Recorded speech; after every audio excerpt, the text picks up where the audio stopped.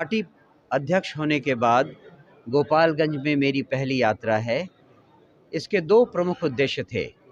एक तो हमारे संगठन की रूपरेखा को जांचना, देखना, परखना और आगे की कार्यवाही को निर्धारित करना। उसके अलावा जो दूसरा कार्यक्रम था वो है प्रशांत किशोर जी, हमारे पार्टी के जो प्रणेता हैं, उनके आगमन की रूपरेखा तैयार करना और तैयारियों की शुरुआत करना। प्रशांत किशोर जी गोपालगंज में 3 मार्च को पधार रहे हैं और एक महासभा करने वाले हैं।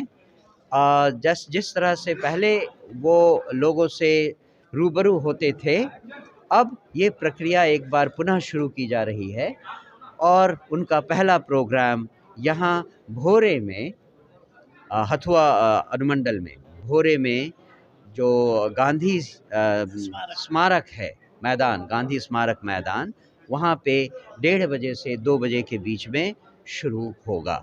सर, इस बार बिहार विधानसभा चुनाव में एनडीए और महागठबंधन के बीच जनसुराग पार्टी मैदान में हुई, क्या जी, होने वाला है? हम सारे 243 विधानसभा सीटों में चुनाव लड़ेंगे और हमने कई बार कहा है कि हम कोई प्री पोल या पोस्ट पोल अलायंस नहीं करने वाले हैं। हम किसी भी राजनीतिक दल से कोई विरोध नहीं कर रहे हैं, कोई लड़ाई नहीं लड़ रहे हैं। हमारी लड़ाई केवल अपने आप से है कि हम बिहार की जनता को किस हद तक ये समझा पाते हैं कि जिन पार्टियों ने उन पर 40 सालों तक राज्य किया, उन्होंने उस पर कितने अन्याय किए हैं, किस तरह से उनको धोखे दिए हैं। अगर हम अपनी बात बताने में सफल हुए तो जनता की सरकार बन जाएगी, और अगर हम सफल नहीं हुए तो हम आगे और भी मेहनत करेंगे जिससे कि जनता को हमारी बात समझ में आ जाए। इसीलिए मैंने कहा हम अपनी लड़ाई लड़ रहे हैं, खुद से लड़ रहे हैं कि हम कितने सफल होते हैं जनता को अपनी बात बताने में। सर, क्या-क्या विकास होने वाला है अगर मान लीजिए आपकी सरकार आ जाती है? बहुत तरह के लेवल पे विकास को एक्सप्लेन किया जा सकता है। सबसे पहली बात, समाज के 5 वर्गों को आज हर कदम पे परेशानी झेलनी पड़ रही है।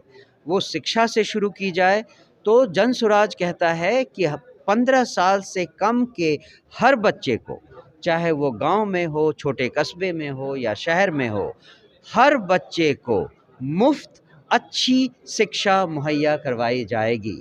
अगर सरकारी स्कूल इस लायक नहीं हैं कि अच्छी शिक्षा मिल सके तो उन सारे बच्चों को प्राइवेट स्कूलों में भी दाखिला दिया जाएगा जिसका खर्च सरकार उठाएगी। दूसरा, 15 साल से बड़े जो युवा हैं जिनको आज रोज़गार ढूंढने के लिए 10-12 हज़ार के रोज़गार को ढूंढने के लिए बिहार से बाहर जाकर धक्के खाना पड़ता है, उनको अगर वो बाहर जाने की इच्छा नहीं रखते हैं तो उनको बिहार में ही अपने गांव, अपने ज़िले के अंदर 10 से 12 हज़ार रुपए के रोज़ी रोज़गार की व्यवस्था करवाई जाए, ये हमारा वादा है।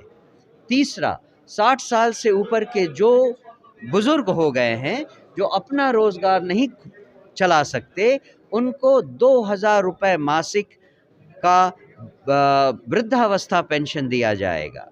चौथा, स्त्रियां, महिलाएं जो गांव में हैं, छोटे कस्बों में हैं और उनको रोज़गार नहीं करने को मिलता है क्योंकि उनके पास पूंजी नहीं है, उनको पूंजी देने के लिए अगर वो आज बैंकों में जाए तो उनको कम से कम 14% सालाना का ब्याज पे करना पड़ता है।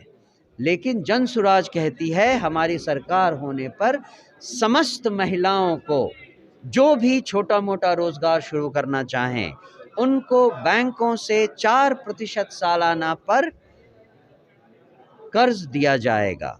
4% सालाना का मतलब लगभग 6 आना प्रति माह का ब्याज होगा और ये उनके लिए बहुत आसान होगा। और अंतिम है किसानों के लिए, जो किसान नगदी फसल उपजाना चाहते हैं उन्हें मजदूरों की व्यवस्था मुफ्त करवाई जाएगी। ये तो हुआ 5 सूत्र।